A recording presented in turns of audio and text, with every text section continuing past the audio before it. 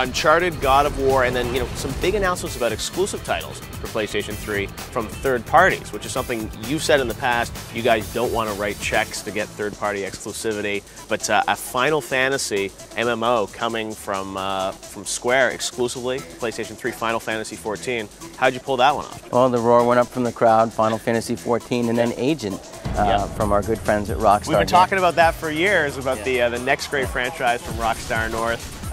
2 years ago, you mentioned that you guys had sort of agreed to that as a way to let them do Grand Theft Auto 4 on Xbox 360. Last year, you didn't have any news. This year, you obviously feel that this is the next great franchise. Well, I mean, I think all things in time, right? We talk about the 10-year product life cycle. We talk about the marathon. Because we have that wealth of riches, it isn't like there is no tomorrow. And I think, with Agent on one shoulder and Final Fantasy 14 on the other, and then 15 exclusives from first party alone. And again, when people think about key titles, they don't say, is that a first party game or a third party game? They go, God of War 3, gotta have it. Now, the Agent, what is so exciting to you about that product? I mean, have you seen it yet, or what do you know about it? The thing that I'm so excited about is it's from Rockstar North, and anything they do is absolutely brilliant.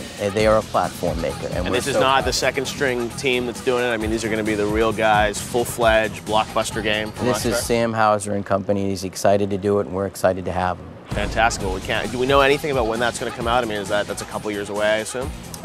No dates to be announced yet, but it is in development.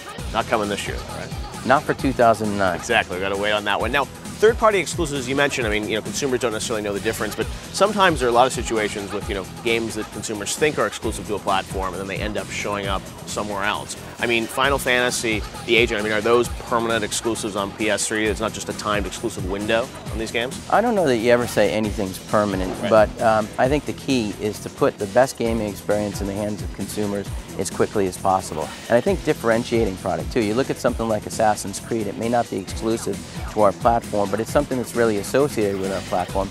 And now with the interoperability of PlayStation Portable, that's just something that the consumer's not going to get to experience unless they buy Assassin's Creed 2 on PlayStation 3.